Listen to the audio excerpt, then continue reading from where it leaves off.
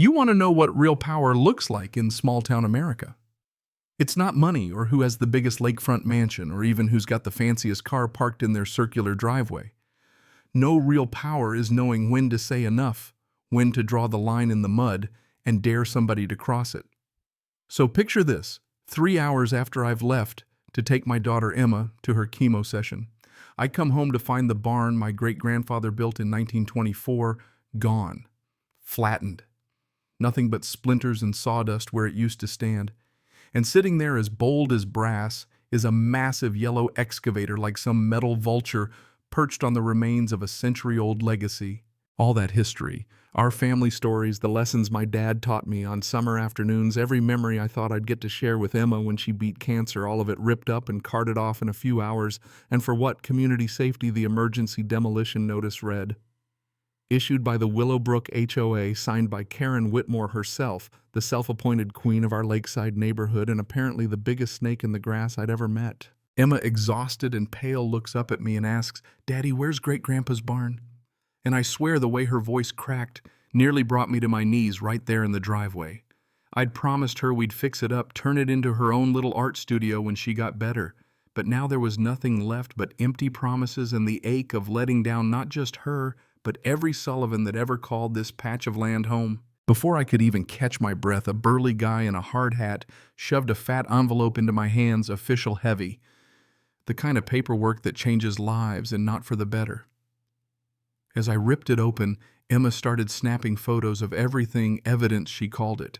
Even in her condition, she knew how to fight back. And thank God for that, because what I was about to read was pure fiction dressed up as fact, multiple failed attempts to contact the homeowner. It said, lie number 1. I'd been home every day but this one and they knew it. They waited until they were sure I wouldn't be around to stop them. The neighbors started to gather some curious, some just rubberneckers looking for the latest drama. But old Betty Chen, silver-haired and sharper than a tack, rushed over phone in hand. "I got pictures, Marcus," she said. "Karen was here last week measuring everything with some fancy architect. Said something about maximizing lakefront access." I looked at her photos, Karen pointing, plotting, scheming, and felt something in me harden. I walked over to the wreckage, Emma trailing behind, and knelt by a splintered beam. Carved into the wood under a century of dust were the initials WSWS, 1924. William Sullivan. The man who built this land up from nothing and left it to us, so we'd always have a place to call our own. Emma's little hand found mine. "He built this for us, Daddy." And they just threw it away. It was all I could do to keep it together. That's when Tank Rodriguez showed up 3 doors down, ex-Marine, the kind of guy you want on your side when trouble comes calling. He didn't have to say much. Just looked at the demolished barn and said, "This wasn't about safety. They wanted to make sure you couldn't rebuild. Somebody paid real money to make this permanent." Betty stepped in close and whispered, "Karen said something yesterday about needing to buy you out in the next 90 days, before the summer season. This wasn't just about a barn, Marcus. She wants the whole property." And with that, the picture got crystal clear. This was just her opening move. Back inside, trying to keep my hands from shaking, I started going through the old papers Emma and I found in the barn's wreckage, yellowed photographs, a dusty metal lockbox, a map of the lake, and then a document with county seals and signatures. It hit me like a bolt of lightning. My great-grandfather hadn't just built the barn, he'd engineered the whole water system that fed the lake, and the paperwork gave the Sullivan family perpetual water rights and emergency authority over the lake itself. Holy, I started to swear, then stopped short, feeling Dad looking down on me. This changes everything. Karen thought she had all the power because she ran the HOA. She didn't realize my great-grandfather had designed the whole system and given our family the keys. The next day, I walked into the community center with Emma by my side and a manila folder under my arm packed with everything I'd found. Karen, sitting up front like a CEO at a shareholders meeting, tried to keep that Stepford smile on her face, but I could see her eyes darting as I laid out the evidence, property surveys, phony emergency orders, and best of all, those water rights documents.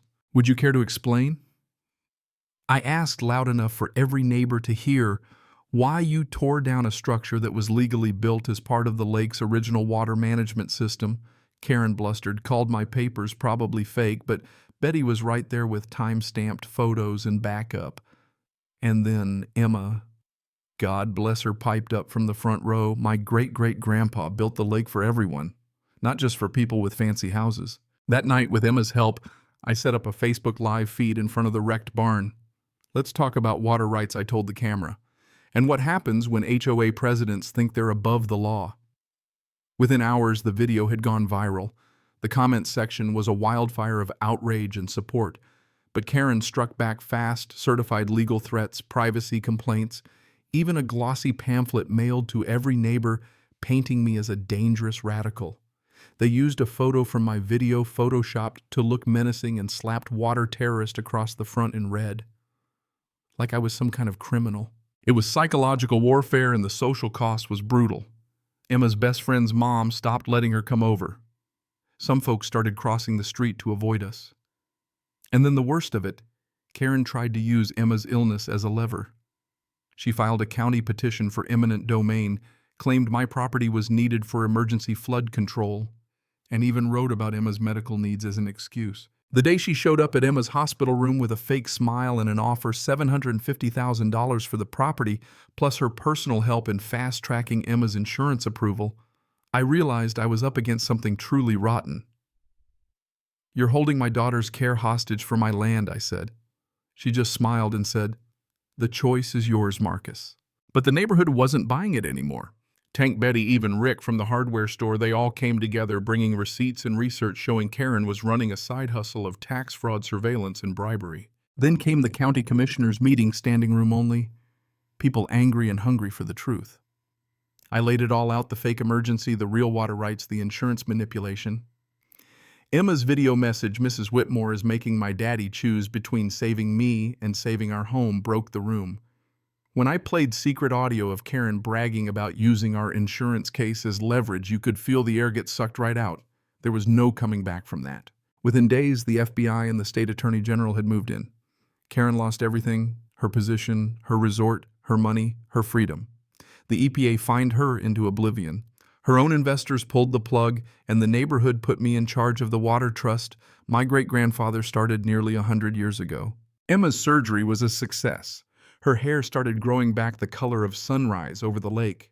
6 months later, we opened the William Sullivan Community Center, where the old barn once stood, history, art, emergency services, and a memorial garden Emma designed.